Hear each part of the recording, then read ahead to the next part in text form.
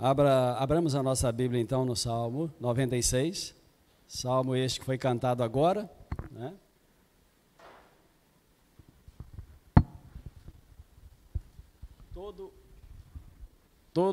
Todo o Salmo 96. Eu farei a leitura, os irmãos acompanhem, por favor. Cantai ao Senhor um cântico novo, cantai ao Senhor todas as terras, cantai ao Senhor, bendizei o seu nome, proclamai a sua salvação dia após dia, anunciai entre as nações a sua glória e entre todos os povos as suas maravilhas, porque grande é o Senhor e muito digno de ser louvado, temível mais que todos os deuses, porque todos os deuses dos povos não passam de ídolos. O Senhor, porém, fez os céus. Glória e majestade estão diante dele, força e formosura no seu santuário. Tributai ao Senhor, ó famílias dos povos, tributai ao Senhor glória e força. Tributai ao Senhor a glória devida ao seu nome. Trazei oferendas e entrai nos seus átrios. Adorai o Senhor na beleza da sua santidade, tremei diante dele todas as terras. Dizei entre as nações, reina o Senhor. Ele firmou o mundo para que não se abale e julga os povos com equidade. Alegrem-se os céus e a terra exulte, ruja o mar e a sua plenitude. Folgue o campo e tudo o que nele há. Regozijem-se todas as árvores do bosque, na presença do Senhor, porque vem julgar a terra, julgará o mundo com justiça e os povos consoante a sua fidelidade. Deus bendito, essa é a tua palavra, uma porção de todas as Escrituras, e nós nos alegramos no Senhor por termos a bênção de celebrar ao Senhor. Peço a Ti, ó Deus, que ministre ao nosso coração. Eu sei da minha incapacidade, da pequenez minha, mas pela graça e pela ação do Espírito Santo, creio também que o Senhor haverá de falar a cada um de nós para o louvor da glória do Teu nome, em nome de Jesus. Amém. A família missional anuncia seu Salvador. Conforme o pastor Ronildo disse, esse é o tema de hoje.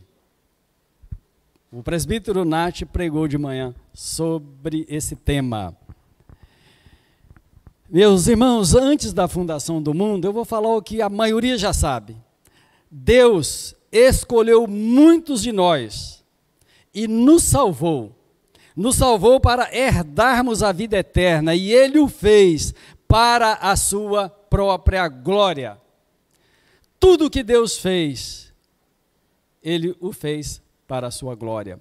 A primeira pergunta do Catecismo Menor de Westminster atesta isso em sua primeira pergunta. A pergunta é essa: qual é o fim principal do homem? O fim principal do homem é glorificar a Deus e gozá-lo para sempre. Essa finalidade repousa sobre todos os escolhidos de Deus. Já alcançados por essa salvação, por esta grande salvação, os quais são responsáveis pela proclamação, os quais, e aí nós nos incluímos, somos responsáveis pela proclamação do Salvador aos que ainda não foram alcançados. Pesa sobre os nossos ombros essa responsabilidade. No ano 1010, antes de Cristo, Davi começou a reinar sobre o reino unido de Israel.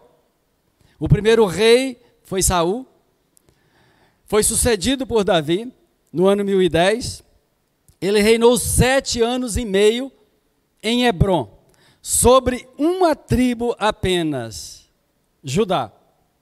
No início desse reinado, ele resgatou a Arca da Aliança, que havia sido levada pelos filisteus para eles, e há uma história maravilhosa acerca disso. Por um lado, triste, porque a arca era do povo de Israel, era para o povo de Israel, que simbolizava a presença de Deus. Mas aí, quando Davi começou a reinar, no ano 1010, E como ele reinou 7 anos e meio, logo no início do seu reinado, ele decidiu buscar a arca. Não mencionando aqui onde ela estava, porque o texto meu aqui do sermão é grande e temos que ganhar tempo, né? Ele colocou essa arca, ele levou para a casa de Davi, ele fez uma tenda e inseriu a arca da aliança nessa tenda que ele preparou exclusivamente para este fim.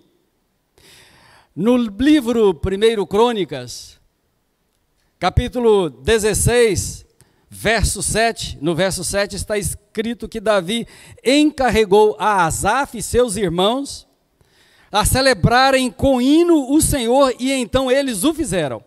E a composição de um desses hinos foi de Davi. Conforme 1 Crônicas 16, 23 a 33. Se você conferir depois, perceberás que é esse mesmo Salmo 96. Todavia, este salmo só foi escrito depois da composição que o autor, o escritor, resgatou mais de 500 anos depois. Então o salmo não é de Davi, obviamente, porque ele morreu aí no século, talvez, os 900 aí antes de Cristo. E é interessante, meus irmãos, nós entendermos que essa composição pelo autor do salmo, tendo em mente, e aí é preciso que a gente entenda isso, ele tinha em mente a história, porque ele resgatou aquilo que está escrito lá no primeiro livro das Crônicas.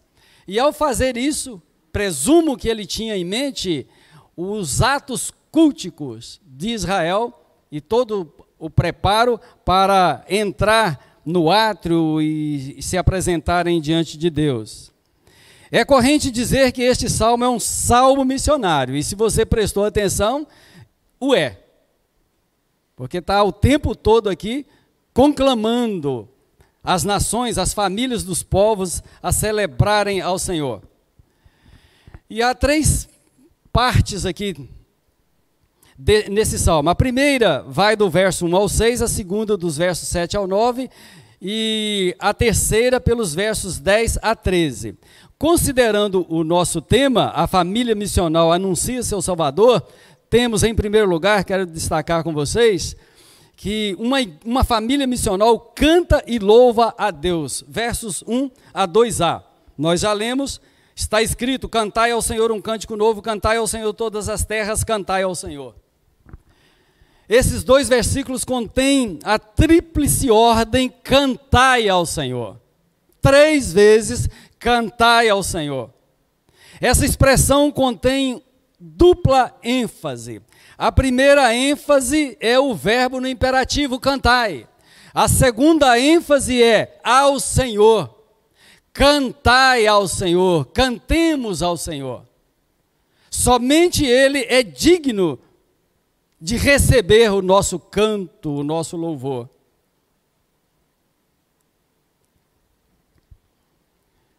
Irmãos, cantar ao Senhor não pode ser fruto apenas do aparelho fonador por meio do qual o som da nossa boca, os sons são emitidos.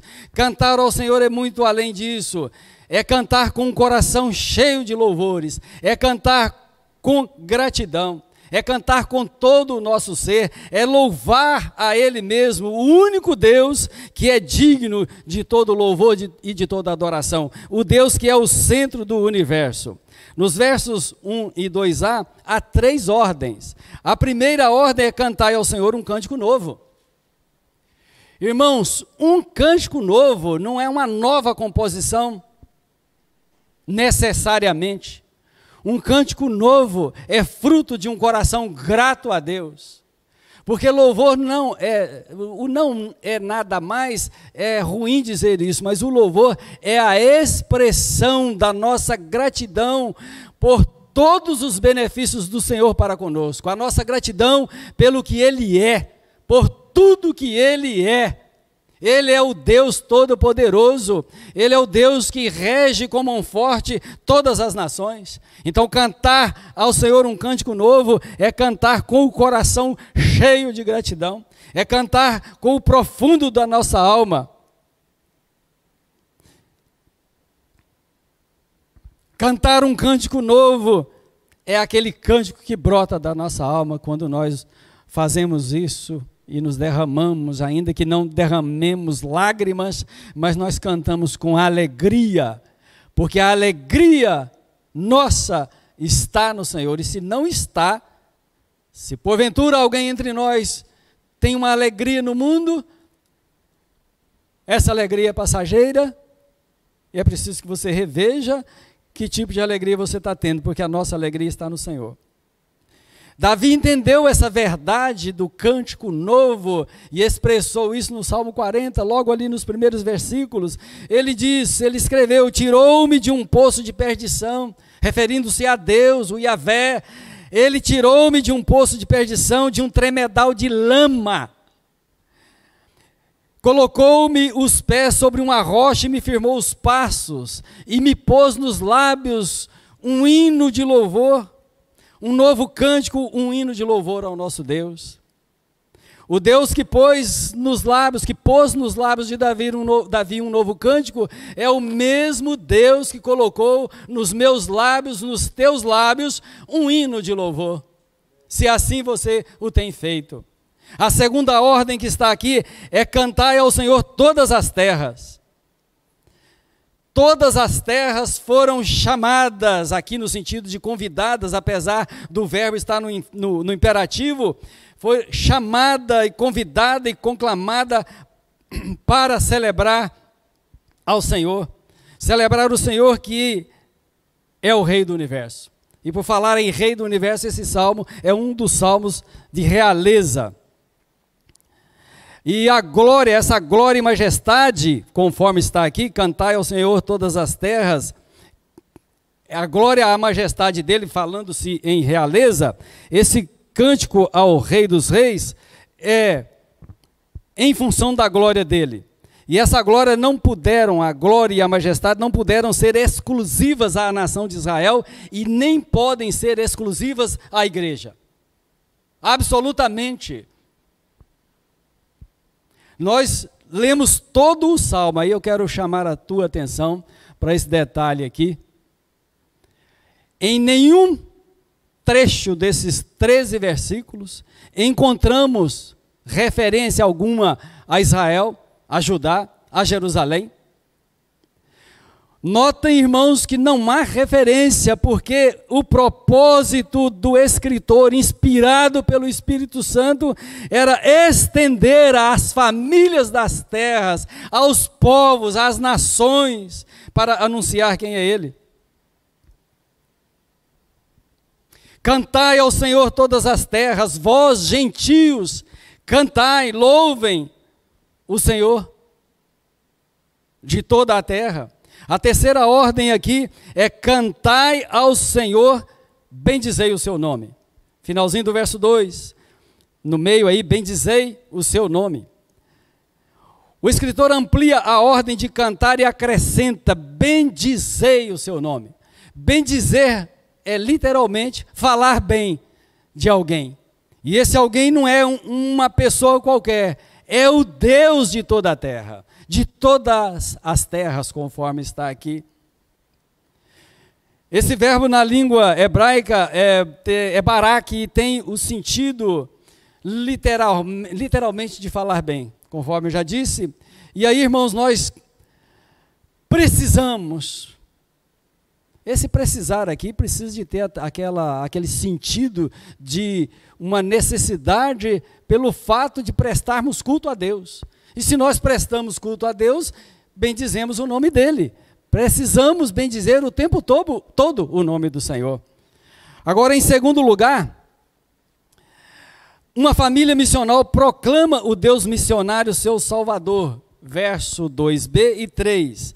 Proclamai a sua salvação dia após dia, anunciai entre as nações a sua glória.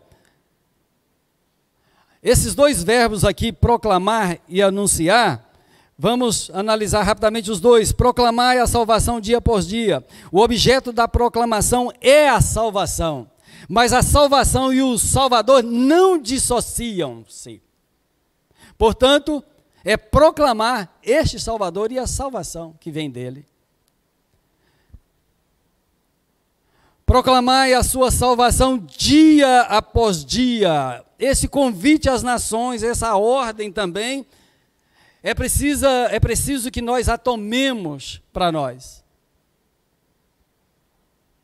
E eu quero dizer, irmãos, e fazer uma pergunta: essa frase imperativa te incomoda ou não? E aí eu quero dar o meu testemunho acerca disso aqui. Me incomodou e me incomoda muito. Eu confesso que fiquei ruminando essa expressão e me senti envergonhado diante de Deus, dia após dia. A gente proclama de outra forma, mas proclamar como família missional, e eu como membro dessa família missional, realmente estou muito aquém. E eu tentei justificar-me, mas não consegui, porque não tem como justificar de algo. Como eu vou me justificar diante de Deus, que conhece plenamente a minha vida? A gente tem uma vida bem ocupada, sim, é verdade, no ministério, mas com as atividades pastorais, com outras responsabilidades ligadas à igreja, e é fato que nós não temos todo o tempo disponível, mas eu preciso de tirar um tempo, remir esse tempo e usá-lo para sair e em oração pedindo ao Senhor que coloque alguém que ainda não foi alcançado para que eu possa falar de Jesus para essa pessoa.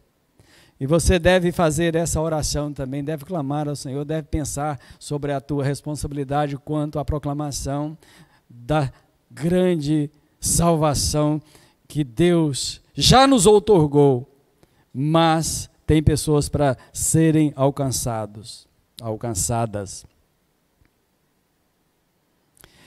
Irmãos, eu quero me dirigir agora aos pais. Anunciem o Salvador e a sua salvação aos teus filhos.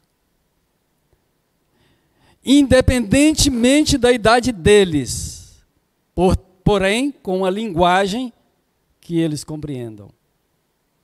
Se houver alguma gestante aqui, a hora de começar é enquanto ela está em gestação. Para quem já tem os filhos, a hora é agora. Ensinem a eles o Evangelho, orem com eles e por eles. Busquem a sabedoria do alto e ensinem os rudimentos da fé a eles.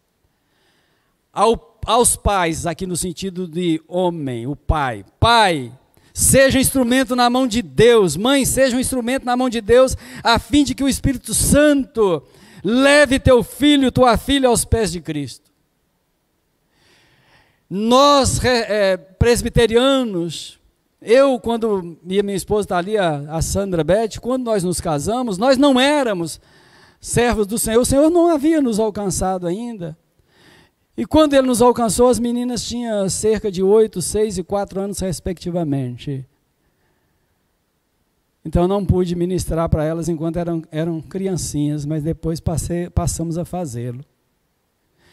E você precisa de entender que os pais devem ser instrumentos na mão de Deus para conduzir os filhos a confessarem a Cristo, a obra do Espírito Santo, mas como instrumento. Creiam que os teus filhos são herança do Senhor. Herança do Senhor são os filhos. O fruto do ventre, o seu galardão. Ventres galardoadores, né? Nós temos aqui as mães. Maravilha. Vale a pena ter filhos. Vale a pena ter filhos. O segundo verbo é anunciar, verso 3, anunciar entre as nações a sua glória. Stephen Hawthorne, autor do capítulo 4 do livro Perspectivas, escreveu o seguinte, aspas, a palavra hebraica para glória significa peso, substância e ao mesmo tempo brilho ou beleza radiante. E ele acrescenta, glorificar alguém é reconhecer seu valor e sua beleza intrínsecas, é falar publicamente desses atributos. Glorificar a Deus é louvar ou falar dele aberta e sinceramente. Proclamemos o Senhor. Proclamai a sua salvação. Anunciai a sua glória entre todos os povos. Dois verbos aqui de muito peso e que pesa também sobre os nossos ombros por causa da responsabilidade que eles trazem para nós. Apesar da brilhante descrição de Hawthorne acerca da glória de Deus, entendemos que ela, no todo, é indescritível. Você pode ler, nós poderemos ler todos os textos que falam e revelam acerca da glória de Deus, mas nós, na nossa pequenez, na nossa finitude, entendemos, experimentamos parte dela, mas não temos condições de descrevê-la. Deus é glorioso, sim. Há algo que você e eu podemos fazer, e aliás, é dever meu e teu fazer isso. E aqui eu quero citar a oração conhecida como a oração do Pai Nosso. Pai nosso que estás no céu, santificado seja o teu nome. Só essa parte aí. Meus irmãos, o nome de Deus é santo, mas o meu comportamento, o teu comportamento, fará com que o nome dele seja tido como santo por aquelas pessoas que estão de olhos em mim e em você. Irmãos, não se enganem. Nós professamos a fé em Cristo, nós evangelizamos, não todos os dias, conforme já confessei, mas as pessoas que estão ao nosso redor, com quem nós convivemos, os nossos familiares, vizinhos, parentes, distantes, pode ser, sabem que nós professamos a fé em Cristo e essas pessoas estão de olhos em nós. E aí a advertência é, o nome do Senhor pode ser santificado ou não. E isso depende da forma em que eu e você agirmos. Em terceiro lugar, quero destacar as razões pelas quais devemos louvar e anunciar a salvação. Nós como famílias missionais. Versos 4 a 6. Porque grande é o Senhor. Do verso 4 ao 5, saltam algumas perguntas, várias perguntas. E você pode dar uma olhada aí rapidamente, né? Olhando os porquês, você vai saber quais são as perguntas. Vamos lá. Por que nós e os povos de todas as terras devemos cantar ao Senhor? Por que devemos bendizer o seu nome? Por que proclamar a sua salvação? Por que devemos anunciar a sua glória? Eis então as respostas extraídas do texto. Versículo 4, porque grande é o Senhor. A grandeza de Deus não pode ser medida também por nenhuma mente humana, por mais brilhante que ela seja. Nenhum cientista, ainda que seja criacionista e o homem mais piedoso dessa contemporaneidade, não pode descrever a grandeza de Deus. Não pode medir, descrever até pode utilizando, valendo-se das Escrituras, mas não pode medir, a sua mente, a nossa mente não alcança. Essa verdade tremenda e gloriosa acerca da grandeza, da grandeza de Deus. Mas, irmãos, você e eu temos um privilégio igualmente indescritível. Que privilégio é esse? É um privilégio que nenhum inconverso, nenhuma pessoa que ainda não se rendeu a Cristo tem.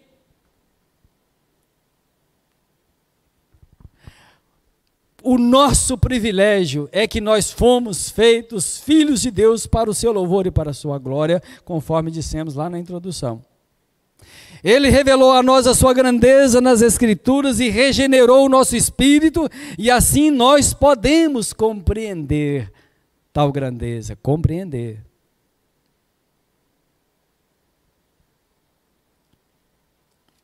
Por meio das Escrituras e por meio de um relacionamento estreito com Ele, nós ampliamos então esse conhecimento experimental do poder e da grandeza de Deus. Segundo argumento, porque Ele é muito digno de ser louvado. O porquê aparece aí no início do verso 4, mas o porquê está aqui também. Porque é muito digno de ser louvado, implicitamente, né? Está aqui. Ele é muito digno de ser louvado. Não há sombra de dúvida acerca da dignidade de Deus em receber toda a honra, toda a glória, todo o louvor. Ele é digno, cantamos, digno, digno, digno. Digno é o Senhor. Esse Criador de todo o universo, de todos os seres vivos, de todos os seres brutos, os inanimados, né? Os animados são os vivos. Ele fez os céus, conforme está aqui no texto, porque Ele fez os céus, Ele é digno. Salmo 19:1 nos diz: os céus proclamam a glória de Deus e o firmamento anuncia as obras das suas mãos. O Salmo 150, verso 6, lá no finalzinho diz assim: todo ser que respira, louve ao Senhor. Verbo no imperativo, a forma imperativa. Entendo, irmãos, que essa conclamação, essa palavra de Deus, todo ser que respira, louve, é porque os animais, os seres vivos, não só os animais, os seres vivos, as plantas aqui também louvam, né? Os seres vivos, instintivamente, no caso aqui são os animais, louvam o Senhor. Mas os seres humanos resistem em prestar o louvor do qual o Senhor é digno. E se nós que já fomos regenerados por Deus, já temos uma certa resistência, o que diríamos, o que diremos então, daqueles que ainda permanecem mortos nos seus delitos e pecados? Como louvá-lo? Todo ser que respira, louve o Senhor. É uma ordem. Mas há uma boa notícia. A boa notícia é que essa resistência pode ser quebrada por meio do comprometimento das famílias missionais. E você está incluído nessa família. Terceiro argumento, porque Ele é temível mais que todos os deuses, parte C do verso 4. Temível mais que todos os deuses.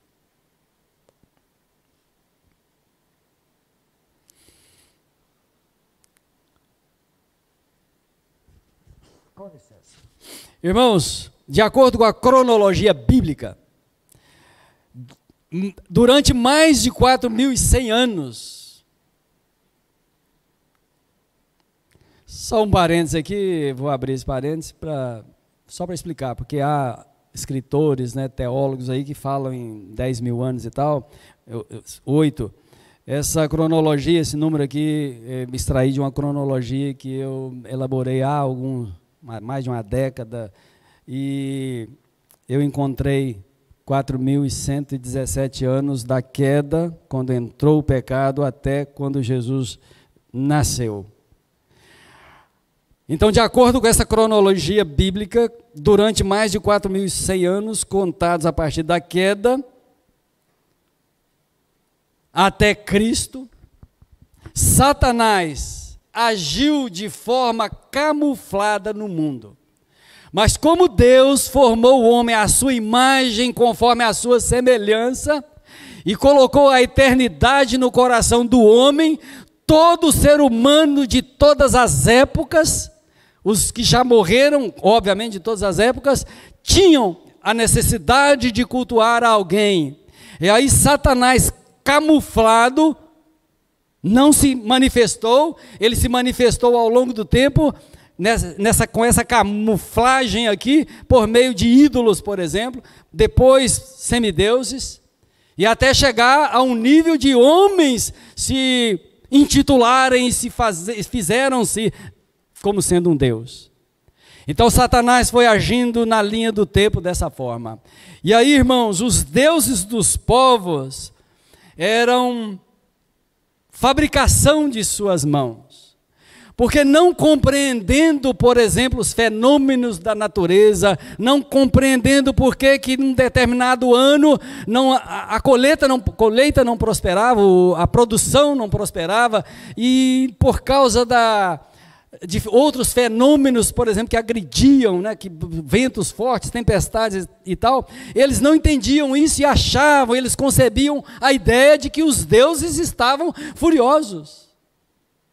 E aí, cada povo pagão de todos os tempos, cada um com a sua peculiaridade, cada um com seu Deus ou com seus deuses, nunca era apenas um, eles foram enganados então por Satanás e eles celebravam lá o culto deles a esses deuses. O salmista argumenta: o Senhor é temível mais que todos os deuses.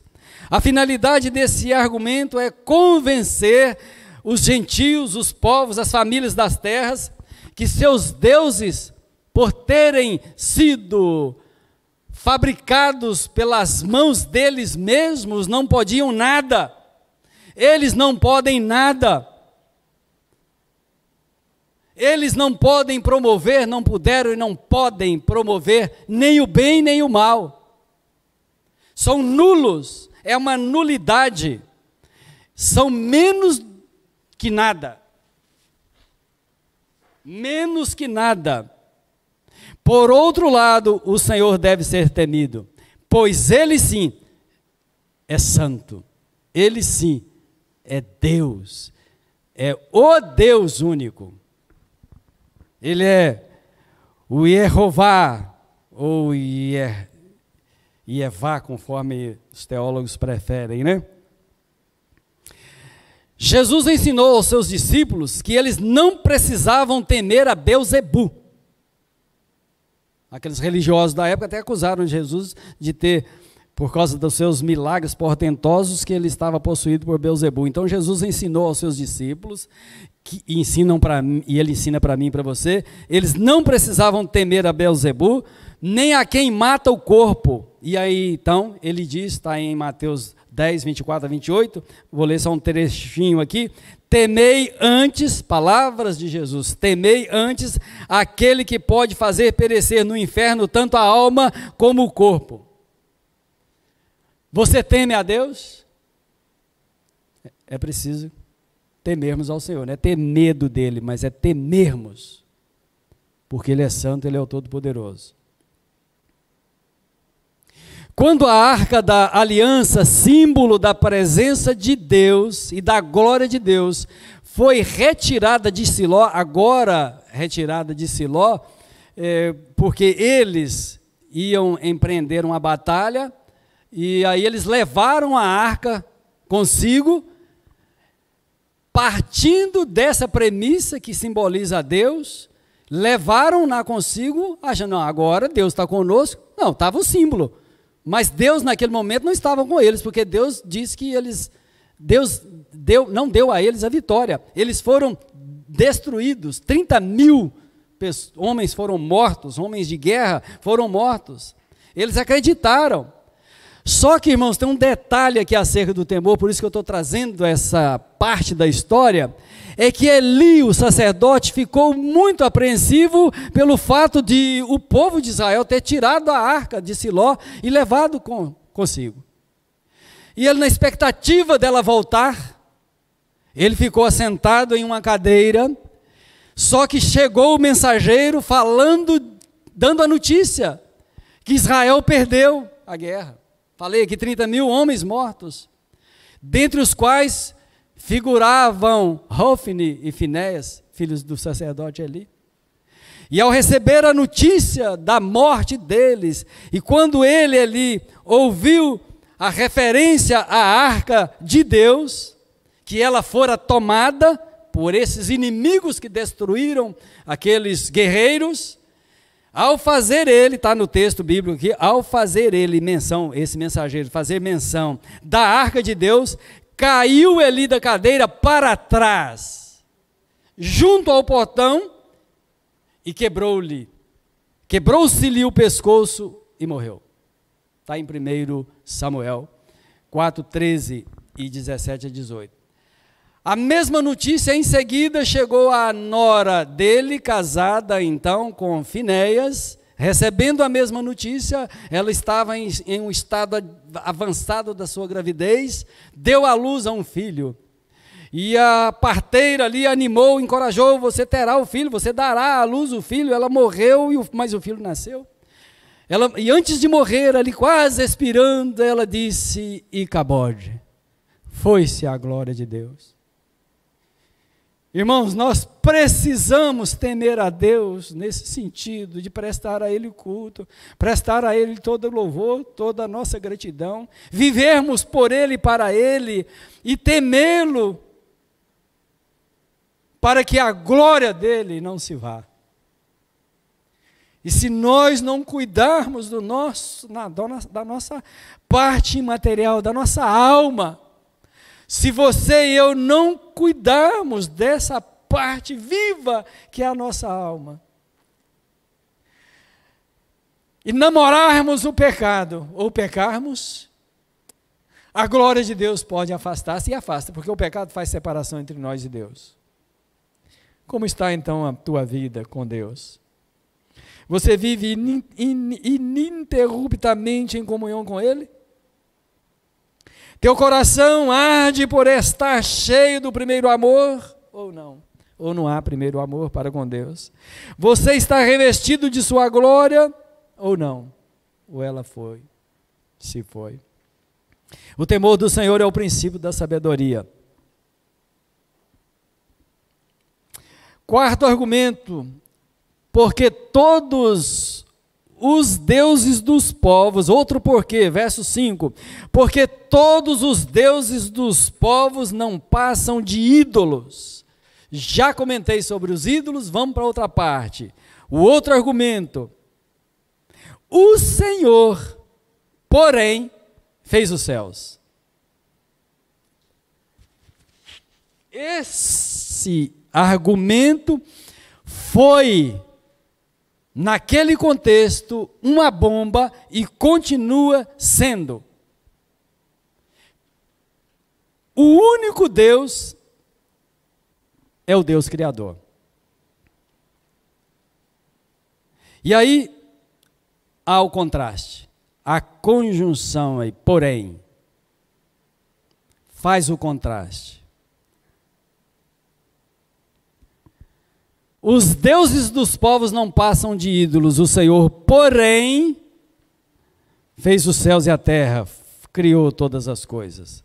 O salmista encerra essa primeira sessão do Salmo de forma conclusiva. Você pode pensar, ainda falta 2 sessões, mas nós vamos abreviar aqui, tá? O Senhor é grande, é digno de ser louvado, essa é a conclusão da primeira parte, é temível, é o Criador, portanto, de todas as coisas, glória e majestade. Então, Ele é digno dessa glória e majestade. Ele é digno da força e da formosura, e isso no seu santuário. Em quarto lugar, irmãos, uma família missional tributa e adora o Deus missionário. Versos 7 a 9. Tributai ao Senhor, ó família dos povos, tributai ao Senhor glória e força, tributai ao Senhor a glória devida ao seu nome, trazei oferendas e entrai nos seus átrios. Esses versículos contêm 6 ordens, todas direcionadas às famílias dos povos. As ordens são: tributai ao Senhor glória e força, tributai ao Senhor a glória devida ao seu nome, trazei oferendas, entrai nos seus atos, adorai o Senhor na beleza da sua santidade, tremei diante dele todas as terras. O verbo-chave aqui é tributai. O verbo-chave aqui é tributai, como também o cantai lá na primeira parte desses versículos, até o 6.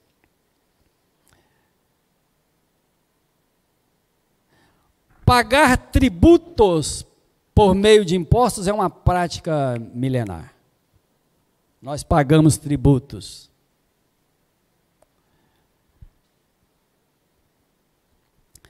Essa tributação que nós pagamos em forma de impostos, por exemplo, nos foi imposta. Há razões para isso, mas ela é imposta. E mesmo assim muitos desobedecem. E pecam contra Deus por causa disso.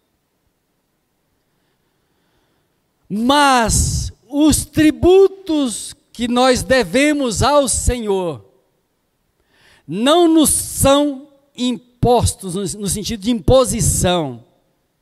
Por quê? Porque Deus não precisa disso.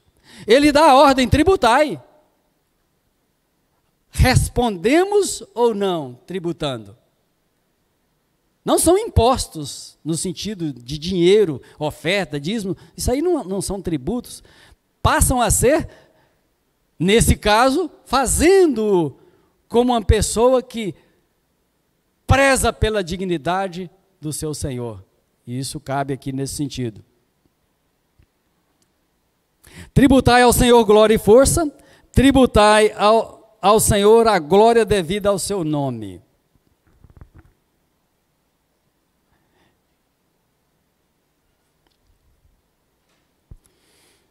O Senhor é digno de receber tributos, e porque Ele é digno, Ele tem todo o direito de recebê-los, de todas as famílias dos povos. E em seguida o salmista encoraja os povos a fazerem oferendas ao Senhor e entrar nos seus átrios. Irmãos, o átrio é aquela parte do tabernáculo,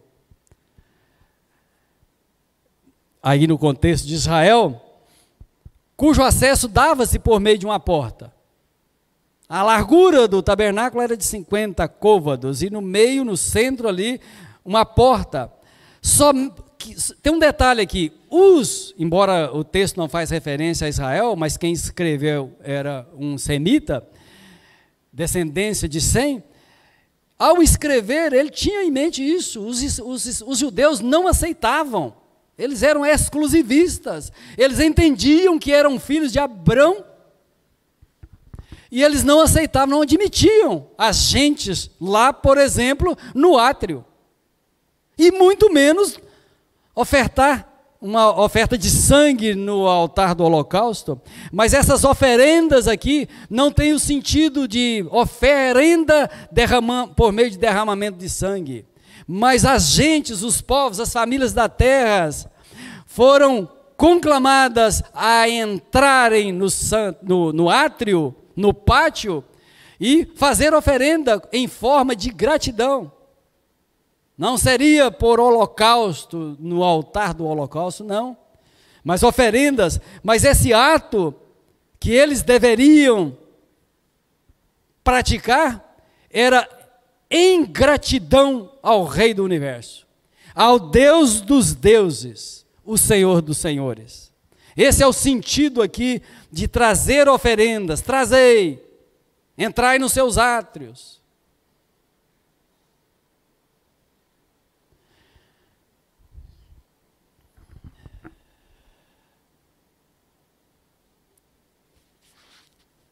A inspiração das Escrituras veio do Espírito Santo. Então Davi, inspirado pelo Espírito Santo, lá no livro de Crônicas, para celebrar a Deus junto à arca, com a arca simbolizando a presença augusta de Deus, ao escrever então, ele estende esse convite. Na verdade, o convite foram para as famílias da terra, e ele o faz de forma convicta, porque inspirado pelo Espírito Santo, ele convoca os gentios, as gentes, para entrar no átrio, local, pátio, em que os israelitas não permitiam, a não ser apenas os judeus. Maravilha, né? E você e eu não podemos jamais fazer acepção de pessoas. Nós precisamos sim pedir ao Senhor: Senhor, coloque no meu caminho, crie circunstâncias, e eu devo aproveitar, você deve aproveitar todas as circunstâncias para proclamar a salvação e anunciar a glória de Deus. Verso 9a, adorai, outro verbo no imperativo, adorai o Senhor na beleza da sua santidade. Irmãos, a adoração é diferente de louvor.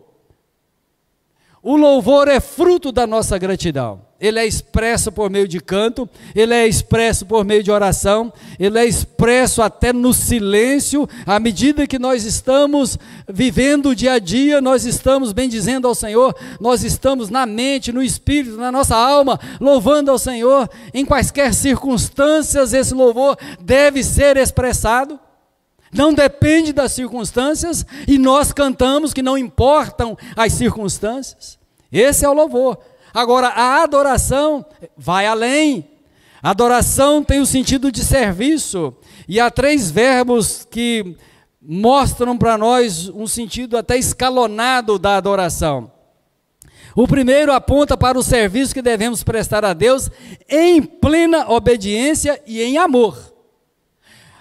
E o segundo termo significa curvar-se, fazermos as mesmas coisas, mas com uma atitude de quem está em uma postura de submissão, como que curvado. E o terceiro sentido, mais amplo, mais profundo ainda, é fazer as mesmas coisas, servindo conforme os outros 2 termos, mas aprofunda mais ainda. A verdade diz o seguinte, é o sentido de prostrar-se. Servimos, adoramos então o Senhor, servindo. Curvado, reverentemente perante a Ele. E esse terceiro, que é prostrar, então aqui é com temor reverente. É com veneração e admiração profundas. Assim os povos deveriam prostrar-se diante da gloriosa santidade de Deus. E se Deus convidou e convida as gentes para fazer isso, o que você diria de você mesmo, como filho? Quinto e último lugar, uma família missional reconhece que foi convocada para anunciar o reino de seu Senhor. Versos 10 a 13. Irmãos, não lerei, já lemos juntos aí. Quero destacar aqui que Deus é o Rei. Ele reina soberanamente sobre toda a obra da criação, sobre todas as nações, sobre todos os povos. Mas, conforme está aqui no verso 13, por quê? Porque vem julgar a terra. Esse rei que já reina e reina desde a eternidade passada, continua reinando e reinará para todo sempre e sempre, pelos séculos dos séculos, eternamente, aí não tem fim. Ele é o rei. Mas ele vem julgar a terra, julgará os povos com equidade, justiça plena. E quando Jesus voltar como Rei dos Reis e julgar os povos, aí sim, a ardente expectativa da criação que foi sujeitada ao cativeiro, não voluntariamente, mas por causa de quem a sujeitou, que foi o pecado lá no Éden. Isso está lá em Romanos 8. Essa criação será redimida do cativeiro por causa do pecado nosso. Quando Jesus voltar, acontecerá isso. Vale a pena, não lerei, que já estamos aqui na hora de encerrar, que todo o céu, toda a terra, o mar, toda a natureza, no sentido de criação de Deus, se alegrará plenamente. Vale a pena ler Romanos, tá? Diante dessa libertação. E aí, irmãos, julgado e consumado, ou consumadas todas as coisas, mediante a volta de Cristo, esse rei continuará reinando, mas não agora do jeito que está aí. O salmista, obviamente, morreu há séculos, né? Aliás, 2,5 milênios, no mínimo.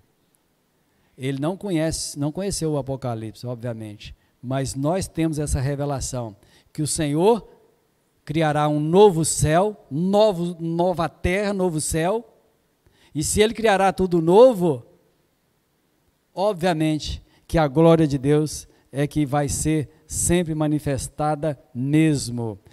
Algumas aplicações eu fiz aí, mas quero conclamar os irmãos a buscarmos, a proclamarmos a grande salvação do Senhor, a anunciar dia após dia essa salvação, proclamarmos a sua glória, porque de fato Deus é glorioso. E que você pense, cada um de vocês, pense, leia novamente esse texto e vá avaliando-se humildemente perante o Senhor. Eu fiz isso e fiz de novo e estou fazendo, para que a nossa vida seja mesmo para o louvor e para a glória do nome do Senhor